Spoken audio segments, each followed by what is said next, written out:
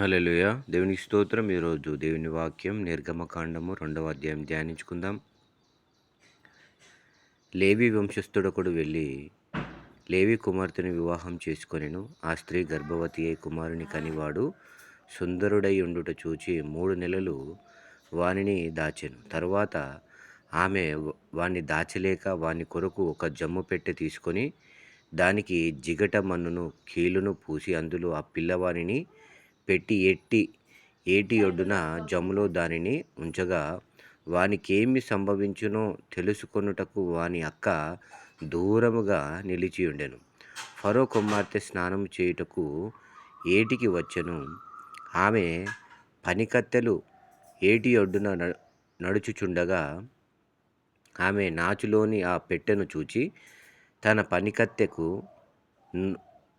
ఒకతను పంపి దాన్ని తెప్పించి తెరచి ఆ పిల్లవాని చూచినప్పుడు ఆ పిల్లవాడు ఏడ్చుచుండగా చూచి వాని యందు కనికరించి వీడు హెబ్రీయుల పిల్లలలో ఒకడనెను. అప్పుడు వాని అక్క ఫరో కుమార్తెతో, నీ కొరకు ఈ పిల్లవాని పెంచుటకు నేను వెళ్ళి హెబ్రీ స్త్రీలలో ఒక దానిని పిలుచుకొని వత్తును అనెను.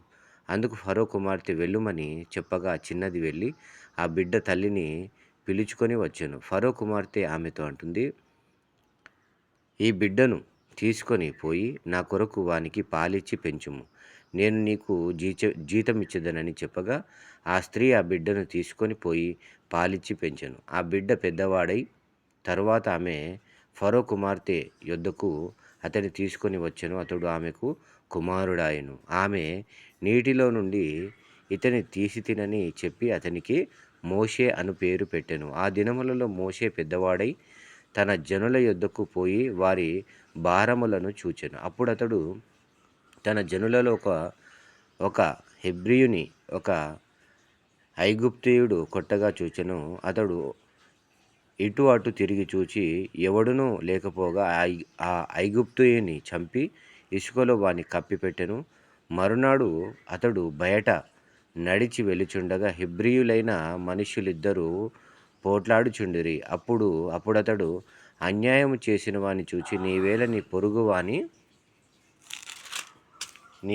పొరుగు వాణ్ణి కొట్టుచున్నవని అడుగగా అతడు, మా మీద నిన్ను అధికారినిగాను తీర్పరిగాను నియమించిన వాడెవడు?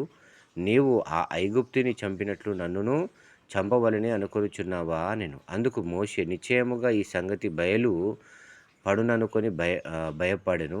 ఫరో ఆ సంగతి విని మోషేను చంప చూచెను గాని మోషే ఫరో ఎదుట నుండి పారిపోయి మిద్యాను దేశంలో నిలిచిపోయి ఒక బావి యొద్ద కూర్చుండెను.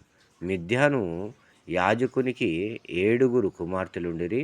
వారు వచ్చి తమ తండ్రి మందకు పెట్టుటకు నీళ్లు చేది తొట్లను నింపుచుండగా మందకాపరులు వచ్చి వారిని తోలివేసిరి.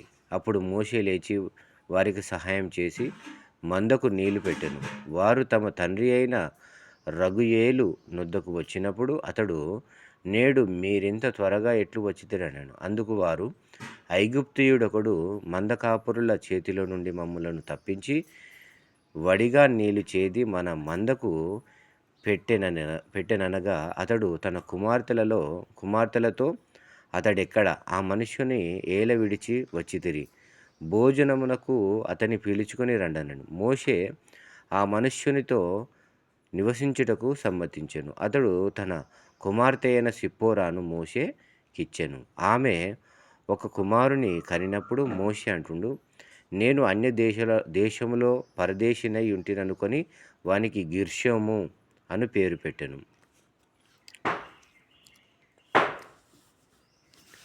అలాగున వేరొక దినములు జరిగిన మీదట ఐగుప్తు రాజు చనిపోయెను. ఇశ్రాయేలీయులు తాము చేయుచున్న వెట్టి పనులను బట్టి నిట్టూర్పులు విడుచుచు మొరపెట్టుచుండగా తమ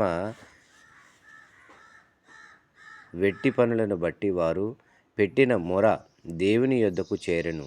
కాగా దేవుడు వారి మూలుగును విని అబ్రహాము, ఇస్సాకు, యాకోబులతో తాను చేసిన నిబంధనను జ్ఞాపకము చేసుకొనెను. దేవుడు ఇశ్రాయేలీయులను చూచెను. దేవుడు వారి యందు లక్ష్యముంచెను. దేవుడి ఈ మాటల్ని మీ వినికిడిలో ఉంచునుగాక. మిమ్మల్ని విన్నవారిని వారి కుటుంబాన్ని దేవుడు దీవించునుగాక. ఆమెన్.